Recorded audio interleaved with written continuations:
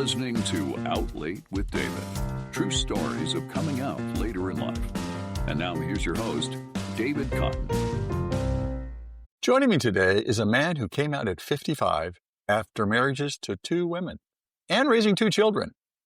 He's been with his husband now for 20 years. He's also an author of a memoir where he tells the story of living 2 floors above a family business, a funeral home, where he lived amongst the stacked caskets. Joining me today from Fort Lauderdale, Florida, Kevin O'Connor.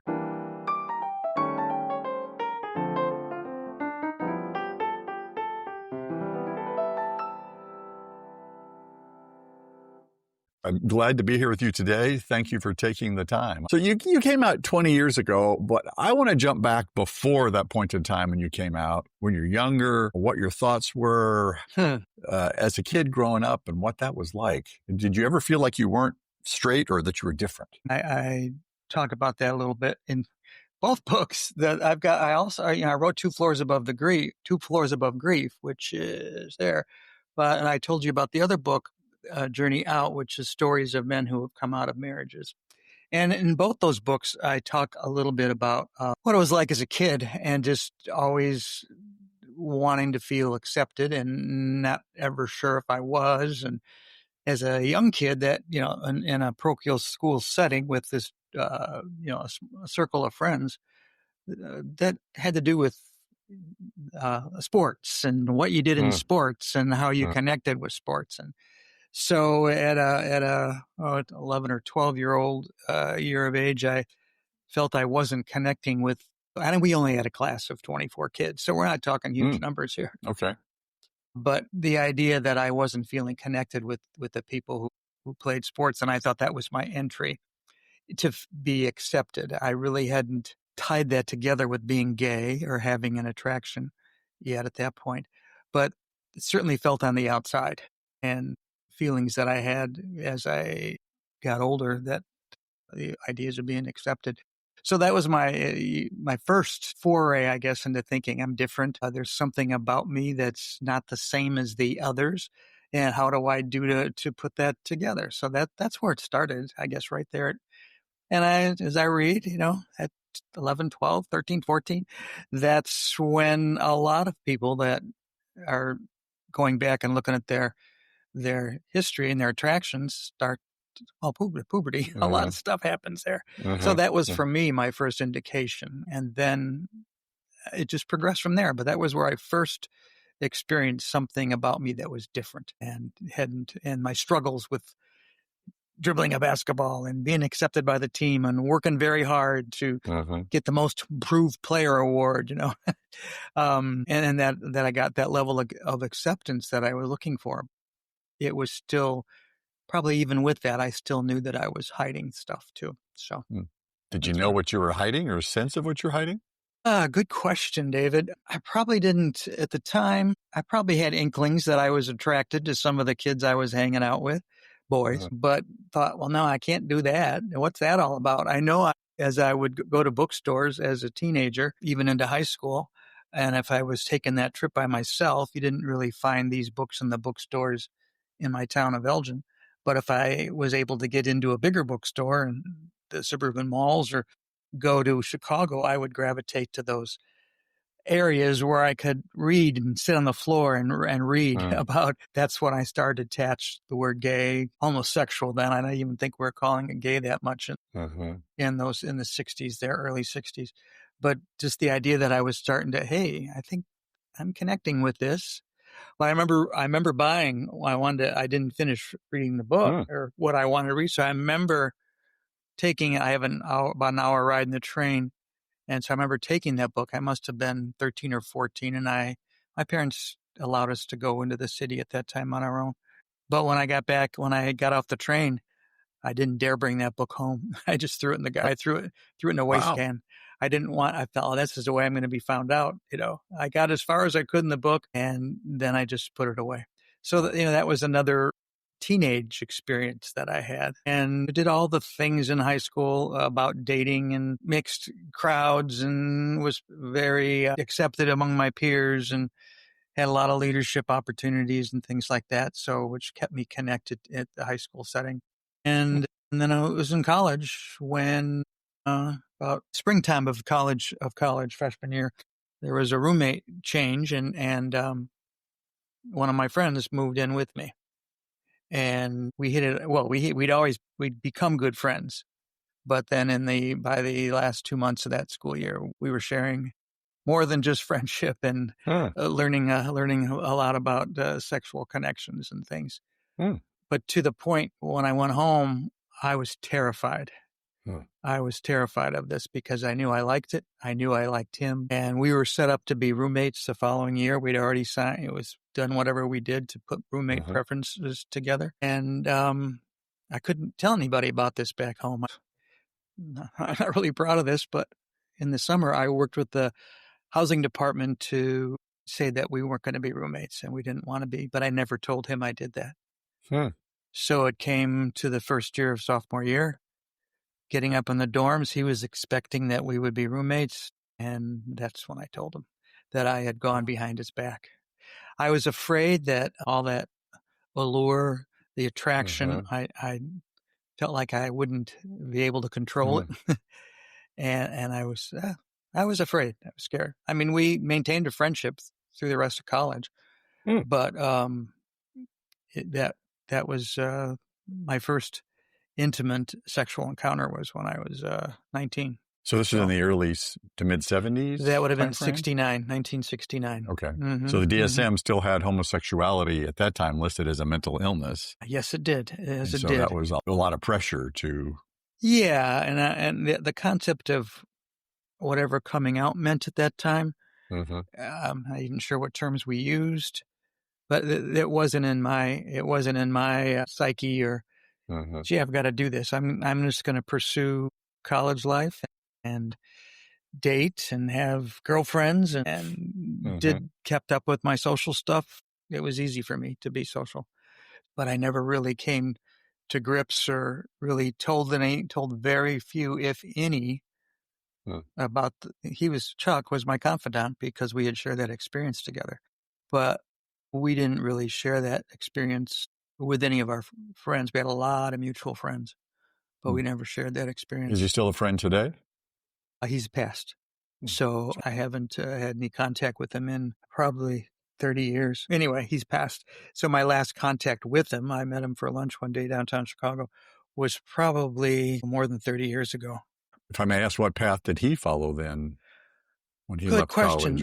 To the best of my knowledge, he partnered with somebody that we knew from school, stayed with him, I believe, but there was a partnership with him, and I'm not even sure when he died. I found out from his family about 25 years ago that he had passed away. So after that experience, how did you then work through the rest of college when it came to relationships and your sexuality? Because you eventually ended up being married to a woman. Yeah. Well, I took an approach of running away, burying it. I equate my being gay with this pit in my stomach.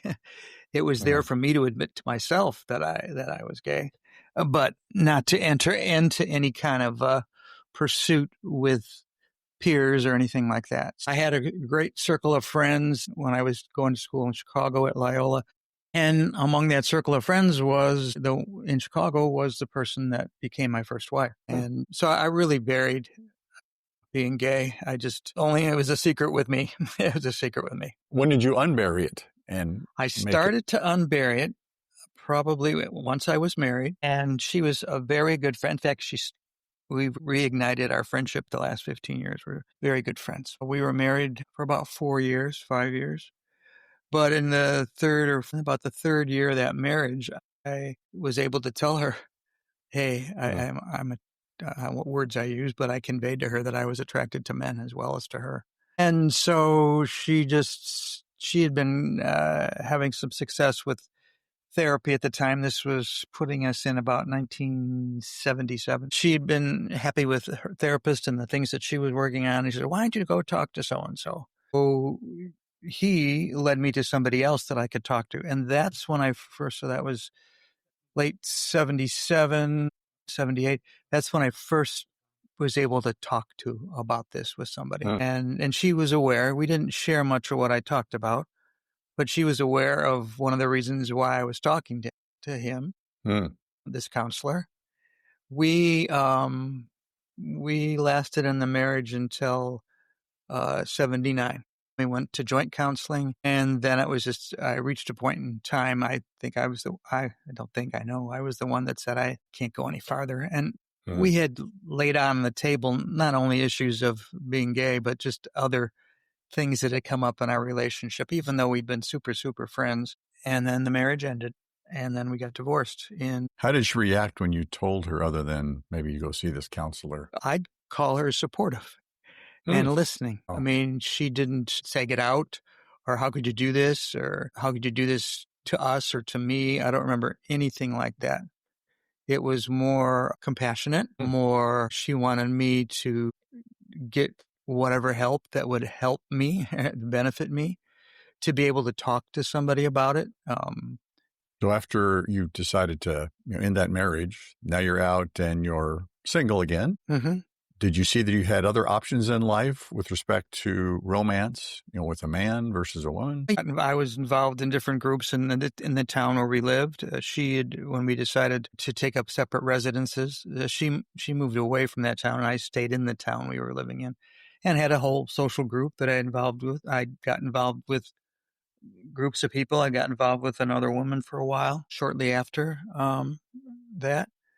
And then in the other circle of friends, professional circle of friends I had too as a teacher. And then I met a person who became my second wife. And that why did you, because you said you met a woman and then someone who became your second wife, but yet you're attracted to men and seeing a counselor. What pulled you back to the women again? Okay. Well, I think we can, as I repack things, we're now at about 1989. No, 79, 80. We had lived in the San Francisco area and Oakland before we moved back to Illinois. At that time is when Harvey Milk was very politically active, very much in the news at the time.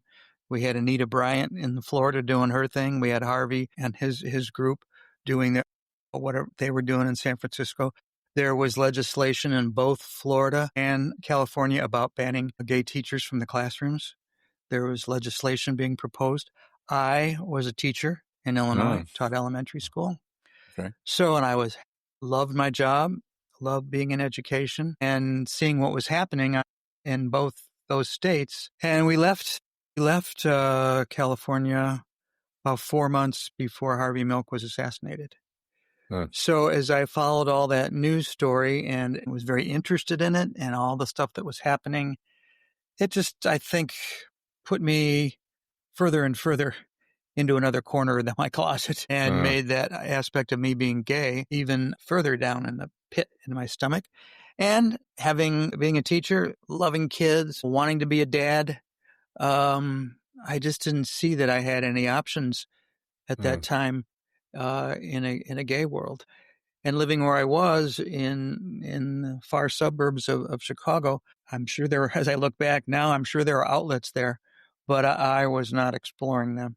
So I just threw myself or put myself into situations where I was having more friendships with guys, and if I was dating people, it was women. So it was just another way for me to escape even though I knew who I was, it was, I could keep it buried. Regrettably. We are good at that, aren't we? Yes. Put that down in there, put on the mask, be somebody different, totally. Yeah. And I was, just doing well in my profession. And in the midst of all that, I met one of the colleagues in the district I worked at, and then we got married.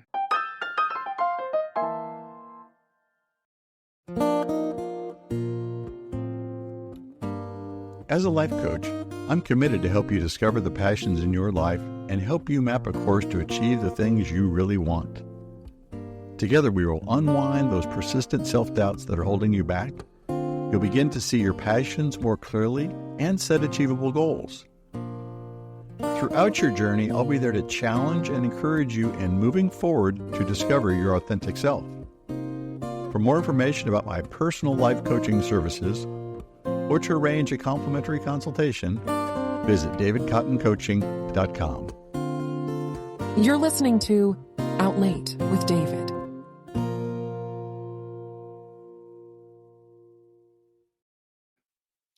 So when you got married and now you're in this relationship, you had 2 children. So you get to realize the dream of being a father. Did that feel like a struggle during that time frame? Or were you able just to push that back and compartmentalize your thoughts? Well, the compartment too came from discovering we were pregnant before we got married. Okay. And so my desire to be a father and her desire to be a mom, very strong. Mm-hmm. We got married and then announced the pregnancy, other than to our families, our parents. We announced the pregnancy to our friends a few months after we got married. So, and I just chose, I guess I chose this part of, I want to be a dad. I want to be a great father. I want to be a good teacher. I want to be a wonderful educator. I just didn't deal with being gay. Probably couldn't even say the word at the time. I just buried it. And it was just a big hole, or it wasn't a hole. It was like a tumor. Mm-hmm. Yeah. In my abdomen. It was always there. And it would sit there for a while and I wouldn't even think about it. I'd be busy changing diapers and being so involved in child development for my kids, but also with the kids I taught. I was just so enmeshed and grateful for being a dad and being in that atmosphere and having a relationship. And we spent the next 20 some years just being a married couple, she was professional educators and doing what we could to help with our incomes and keep the house going and keep the kids going. And the things that all parents, not all, but most parents do to create a family life. So we did that. But all this time, I still picture myself sometimes getting captured with that idea. Kevin, you know you're gay though, right? And then, okay, yeah, but you got to fix the bike. You got to mow the lawn. You're having people over for dinner. You got the family coming over for the holidays. It just, when I would get those perceptions of who else I was, I had to put them away. When did that pop through and actually break through the surface to say, I can't be put away anymore? Well, the breaking point, the one that comes to mind most readily is my younger son, when he was in high school and 16, 17. I remember coming across things on his computer that were gay-oriented on his computer. And a couple things happened. As I came across this, I thought, gee, I am attracted to this stuff. Who you fooling? The other thing was knowing that what I had been feeling for all these years was happening to him. And so I was able to share that with my wife. I said, I noticed this was on his computer.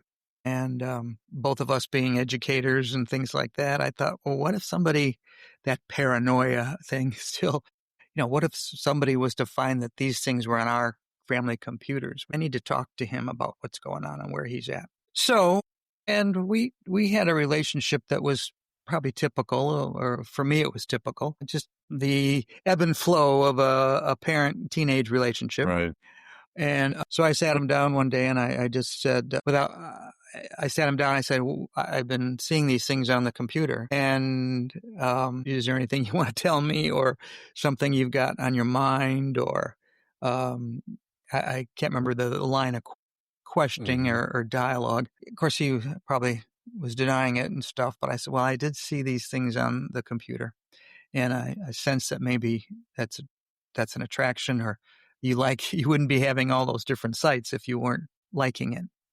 So that's about as far as that discussion went. But as I was having the discussion, I can remember sitting in the chair opposite, thinking to myself, hey, you're talking to him about this, and yet you haven't come to your own truth, your own authenticity.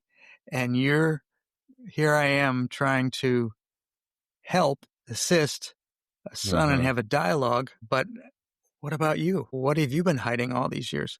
So there was a part of me that didn't want him to have to live his life hiding that. And there was a part of me that said, I've got to do something about this. And I don't know if it was, I'd have, at this point in time, we had gone through family counseling with the boys since the time they were in elementary school, and conflicts and things like that.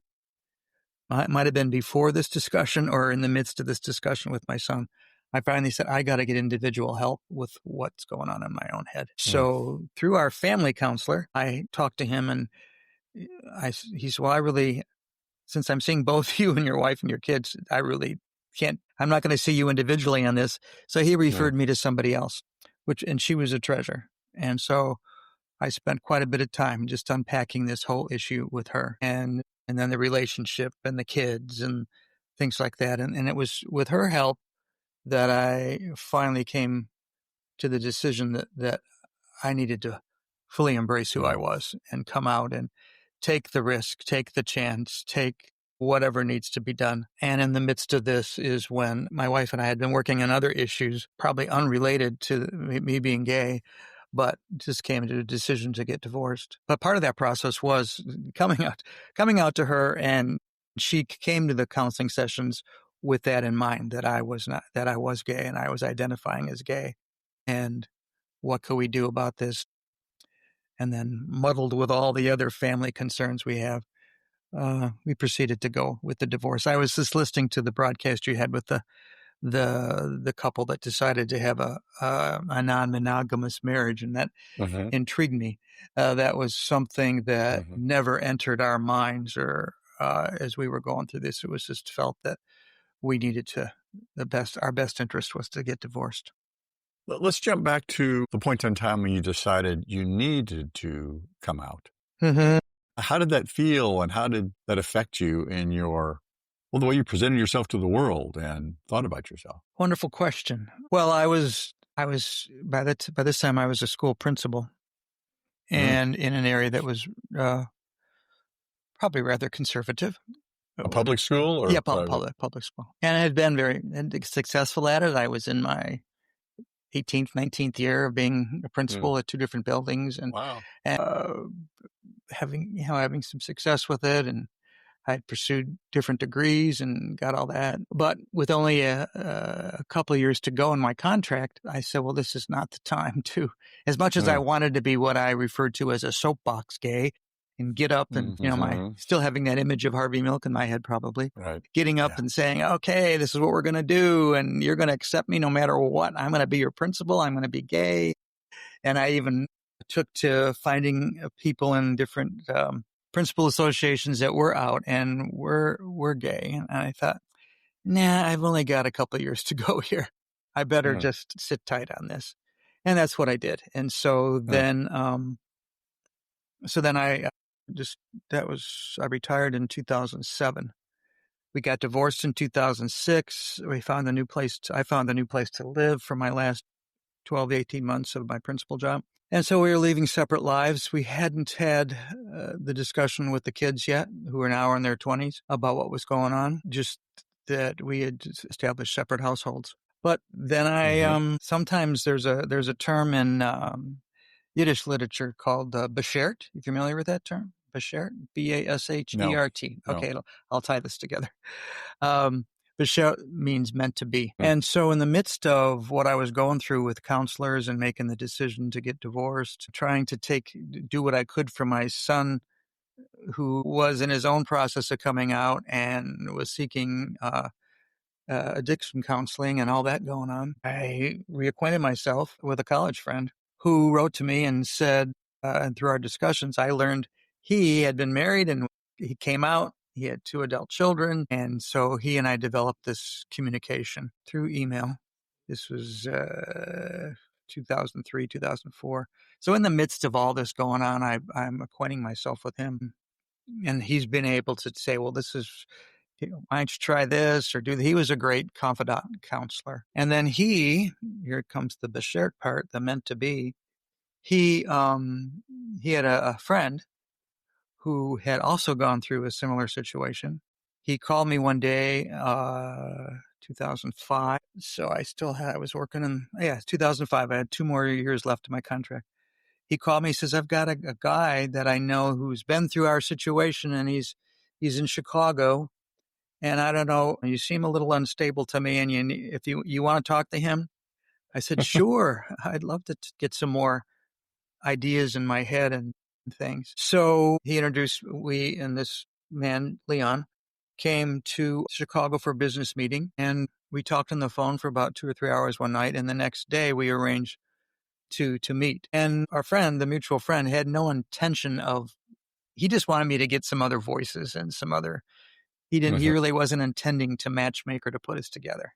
But that person, Leon, has been my husband for, he's been the one I met 20 years later. So, so that's where, when I say Beshert, there's a meant to be, there's a thing with timing there. If Jaime hadn't sent me a holiday card with, hey, write me, I haven't talked to you in 5 or 6 years. And those kind of things, there's something in the karma universe that played together in my situation and made things happen. And so that happened in 2005. I met Leon after I had already had the conversation with my wife that we were going to split up. I had already moved to another part of the house.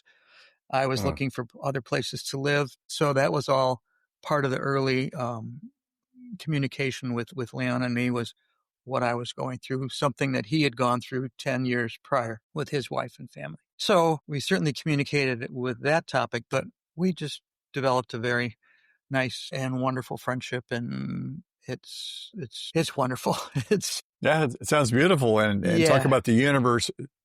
They drop sometimes in your lap if you're aware and present to know when to take advantage of opportunity. It's amazing the opportunities that are out there. No, and I think a lot of times people just push away. That's true. And when going back to one of your earlier prompts, when we decided to get divorced and for me to make changes in my living, and I had no idea what was going to happen. I didn't have any person in mind. I didn't have a thing that I was going to do. Now that I'm out to my wife and I'm making this declaration to our counselor, and we're going to I'd already been seeing an attorney by that point. I wasn't thinking, okay, I'm going to get involved with a guy. I'm going to get involved. I'm going to find my everlasting love. That never occurred to me in those first. Then lo and behold, 3 or 4 months into the midst of this is when Leon entered my life, and it's beautiful. Yeah. A lot of guys that come out later too. That's one of the focuses I've seen in the stories, is the desire to find that partner or that person in their life to be with them. And many don't. And then they get a bit disgruntled and sad and depressed. And I just, I said, just stay the true course, stay yourself, just be present. Don't get hung up on the apps on your phone either. Go meet people for real, face to face, get to know them just like you do when you make a friend, because it's got to start as friendship first before you can have, at least in my opinion, before you start anything deeper than it. Oh, yeah. And that's really what it was like for Leon and I. I mean, it was a distance relationship, but we, shortly after we met, in that summer of 20 years ago, of 2005, we were on the phone together every night, just telling each other about our days and where we were at, and arranging times to get together if we could and things like that. So are you together in the same space now? Oh, yeah. We've lived together since I retired from my principal job career in 2007. A week after we'd already made these plans, but a week after I retired, I moved to Florida and we moved in together, and we've been together ever since. Wow, fantastic. Congratulations. 20 years as a couple. We've been living together for 18 years. We got married in 2015. It's been great. And we've been able to, for the most part, maintain relationships with our families and stuff. So how did the family and friends react when you did come out publicly and expressed who you truly are? Sure. Well, the first person that I came out to was my mom in 2005. I just met with her and said, hey, Can I tell you something? And I told her first that we were getting divorced. And then I just said, we were watching a Cubs game at the time at her house. I said, there's something else I want to tell you. And she said, okay, you mind if I get a beer? I said, I don't mind. Bring me one too. And then I told her that I was gay. There was a pause there, I think. She went back to some of my grade school friendships and said, does this have anything to do with so-and-so? And she'd mention a name, or I said, no, not really. No. And then at that time, I didn't know about Leon. This was before I met Leon. So I was able to talk to her about that. And then at that point, she said, well, let's go get some dinner. I'm hungry. So we went to a restaurant in town and talked a little bit. And then we talked more about, okay, what do we do with this information? And she was, as a mom would be, she was, what are you going to do about your job? And what are you going to do? And I said, well, what are you going to do about your brothers? So she said to me, why don't we just, you're not even divorced yet. This is going to take a while to get divorced.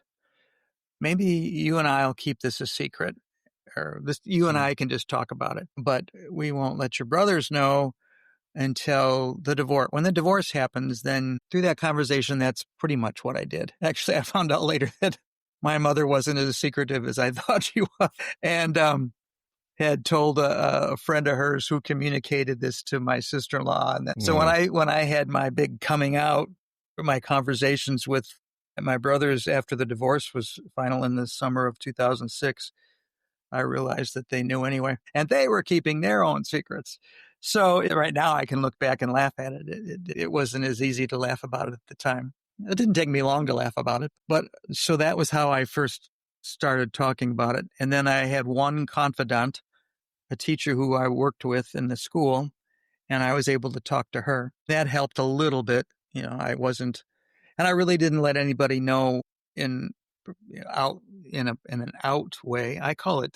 I'm changing my terminology from coming out to going to instead.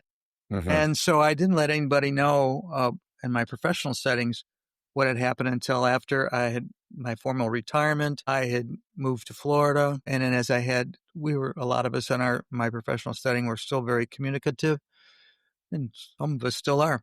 But it's then when I started to talk about Leon and who I was and what's happened and things like that. It was sort of one onion skin at a time coming off the onion. That is, you're letting people in. So letting in instead of coming out. There you go, letting in. You're so important to me. I'm letting you into my life because I want you to know. Others don't need to. It's not their business. But for you, I want you to know. So I'm letting you in. So what did you learn, and what's the takeaway from this whole life process to where you are today? Let me take a breath there. Well, part of it is I'm thinking of my son who has his own same-sex relationships in his life now. Is happy and content. Yeah, the younger one. But I'm thinking one of the things I process sometimes about in reference to your question is I wouldn't want this to be any different because I maybe wouldn't have had the chance to be a dad. Of course, things have changed so much in this world of gay couples and gay parents and things like that. Things that weren't that happening that much 20 years ago and weren't happening much 30 years ago. I felt that at that time, my only way to become a parent was to be in a straight heterosexual relationship. So as I look back, what have I learned? I've learned that I'll go back to the word bashert. There was a power taking care of all this. There was something guiding me. I look back too and think, all right, sometimes I wrestle with myself. What if I had come out clearly and authentically after my first marriage, 1980? If I had done that, I probably wouldn't be looking at the AIDS quilt. My name might be on it instead. So when I think of it that way and about something, a power guiding things, there's a reason, there's a purpose I'm still here. There's a reason that in the last 10 years of my career, after I was a principal, I ended up in a department in Broward Schools where I was on the team that was the advocates for LGBT families. Wrote curriculum for sexual health, trained teachers how to talk to kids about what do you do with a kid who's coming out? What do you do? So if I had come out earlier, I wouldn't have had those opportunities. So there's something as I look back and think, no, I wouldn't have done anything differently because this is what life has brought to me. I wouldn't have had some of the experiences I had if I had rearranged the sequence of my life, I think. And I've been happy with the sequence of my life. Was it easy? No. Oh, was marriage easy? No, the marriages weren't easy. Especially as I let the gay part come out in those marriages. That was very challenging and painful. I wouldn't have had the opportunity to have this time with my son, who coming out, and I'd like to think that I've been a help to him. So that's pretty much how I look at my 75 years. What I heard is the takeaway is live life fully, acknowledging who you are, seeing the opportunities, and taking advantage of them to where it's for, in the end, the betterment of others. Like the work you did as a post-principal educator. I mean, I'm just seeing those families. That brings me to tears, the kids and the families of how to deal with the youth and coming out. And then that also takes me to current events today and wonder how much of that's still in place as we go forward. But things are cyclical, so at least people have been touched. So I thank you for touching those families and putting your experience to a positive. I want to thank you for sharing your story today. As we say each time when a guest uncovers their soul for the world to hear, is we know it will touch someone somewhere, and it will be a comfort and help to them on their journey. So thank you for being so vulnerable today and sharing your journey to today.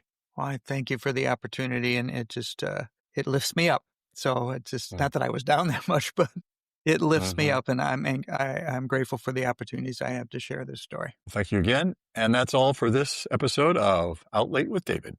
Until next time.